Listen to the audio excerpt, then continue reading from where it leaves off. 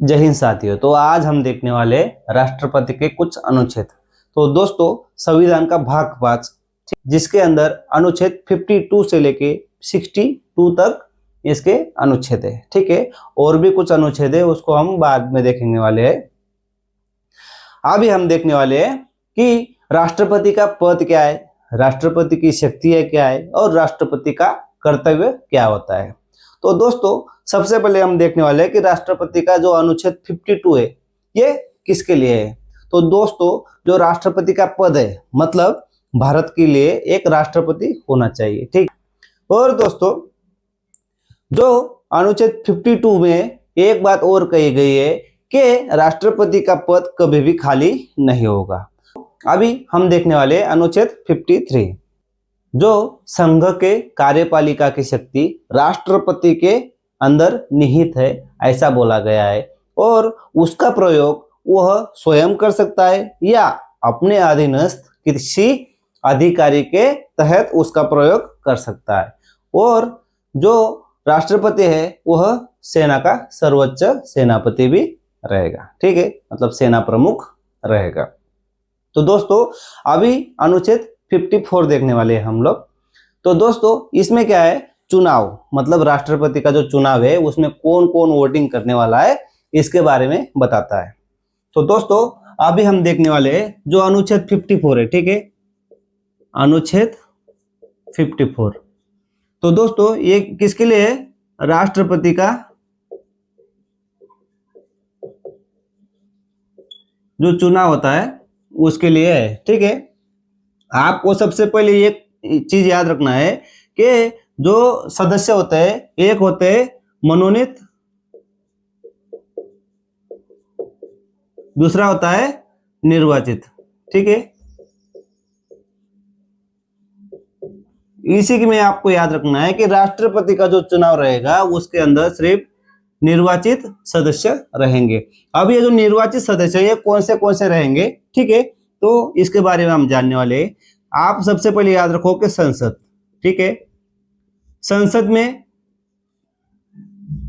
दो सभा होती है, एक होता है राज्यसभा,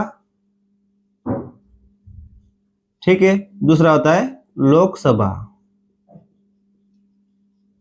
तो राज्यसभा और लोकसभा इसके जो निर्वाचित सदस्य है दोस्तों वो राष्ट्रपति के चुनाव में शामिल होंगे। जो राज्य होता है दोस्तों, तो राज्य के अंदर एक विधानमंडल होता है। ठीक है, विधानमंडल।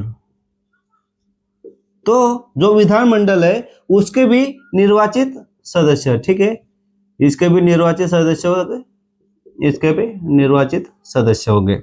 अब कुछ केंद्र शासित प्रदेश है, जैसे राज्य की राजधानी मतलब दिल्ली एंड पुदुचेरी,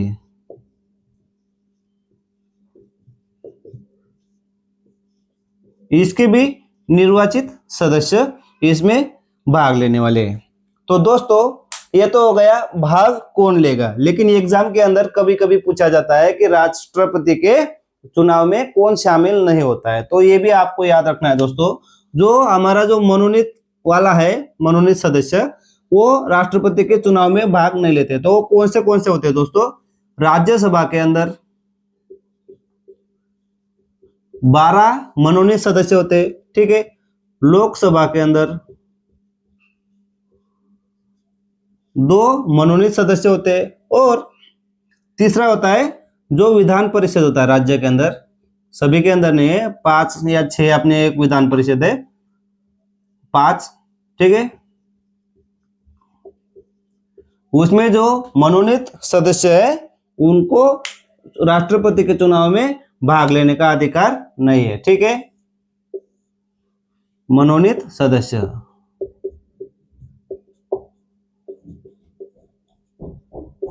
ये राष्ट्रपति के चुनाव में भाग नहीं लेंगे। ठीक है, सिर्फ निर्वाचित सदस्य ही भाग ले सकते हैं।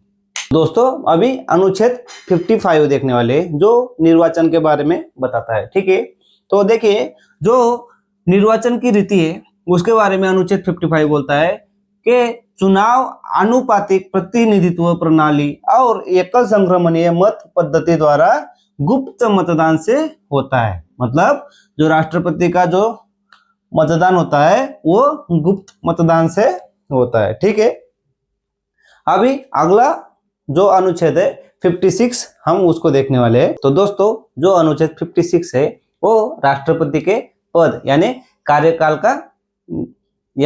कार्यकाल के बारे में बताता है। तो दोस्तों जो राष्ट्रपति का जो कार्यकाल होता है वो जिस डेट से उस पद पे रहा है उस डेट से लेके 5 साल तक उसका कार्यकाल होता है। ठीक है, राष्ट्रपति अपना इस्तीफा उप राष्ट्रपति के पास देता है। तो दोस्तों अगला अनुच्छेद देखने वाले अनुच्छेद 57 जो पुनर्निर्वाचन के बारे में बताता है। मतलब कोई व्यक्ति राष्ट्रपति है या इससे पहले कभी राष्ट्रपति था तो वो पुनः राष्ट्रपति बनने के लिए योग्य रहेगा। ठीक, तो दोस्तों अनुच्छेद 58 क्या कहता है कि जो राष्ट्रपति है उसके लिए योग्यता क्या होनी चाहिए। तो दोस्तों सबसे पहली योग्यता उसके लिए होता है नागरिकता, मतलब वो भारत का नागरिक हो।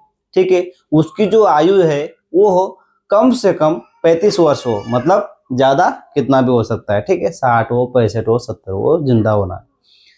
तीसरा, वो लोकसभा के सदस्य बनने योग्य हो। चौथा पॉइंट है दोस्तों वो है कि वो किसी भी लाभ के पद पे ना हो। ठीक है, अब अनुच्छेद 59 देखने वाले हैं। तो दोस्तों अनुच्छेद 59 कहता है कि राष्ट्रपति पद के लिए कुछ शर्तें हैं, जैसे संसद या विधानसभा का सदस्य नहीं होना चाहिए। तो दोस्तों अनुच्छेद 60 जो है वो राष्ट्रपति की शपथ के बारे में कहता है कि राष्ट्रपति को शपथ कौन दिलाएगा। तो दोस्तों जो चीफ जस्टिस रहता है, ठीक है, सर्वोच्च न्याय के जो न्यायाधीश होते हैं वो राष्ट्रपति को शपथ दिलाते हैं। इन केस अगर वो अनुपस्थिति है, मतलब अवेलेबल नहीं है, तो हाई कोर्ट के जो उच्चतम न्यायाधीश होंगे वो उनको शपथ दिलाते हैं। तो ठीक है, तो अगला अनुच्छेद देखने वाले, ये अनुच्छेद एग्जाम में बहुत बार पूछा गया है कि अनुच्छेद 61 किससे संबंधित है। ठीक है, तो अनुच्छेद 61 दोस्तों राष्ट्रपति के ऊपर महाभियोग लगाने के लिए संबंधित है। तो महाभियोग कब लगाया जाता है? जब कोई राष्ट्रपति अगर संविधान का उल्लंघन करता है तो उसके ऊपर महाभियोग लगाया जाता है संसद द्वारा। तो संसद के लोकसभा हो या राज्यसभा हो, दोनों में से किसी से भी हम शुरुआत कर सकते हैं महाभियोग लगाने के लिए। ठीक है, तो दोस्तों अनुच्छेद 62 क्या कहता है? राष्ट्रपति के जो रिक्त पद होता है उसके बारे में बताता है। ठीक है, तो राष्ट्रपति का कार्यकाल समाप्त होने से पहले नए राष्ट्रपति का चुनाव किया जाना चाहिए। इन केस कोई राष्ट्रपति पद पे है और उनकी डेथ हो जाती है, ठीक है, या वो इस्तीफा दे देते हैं, तो उस कंडीशन में क्या होता है दोस्तों? उपराष्ट्रपति राष्ट्रपति का काम भी संभालेगा। ठीक है दोस्तों, जय हिंद। अगर मेरा वीडियो आप लोगों को अच्छा लगता है तो मेरी वीडियो को लाइक कमेंट शेयर जरूर कर दिया करो, और मेरा नया चैनल है दोस्तों तो मेरे न्यू चैनल को सपोर्ट करो। धन्यवाद दोस्तों, जय हिंद।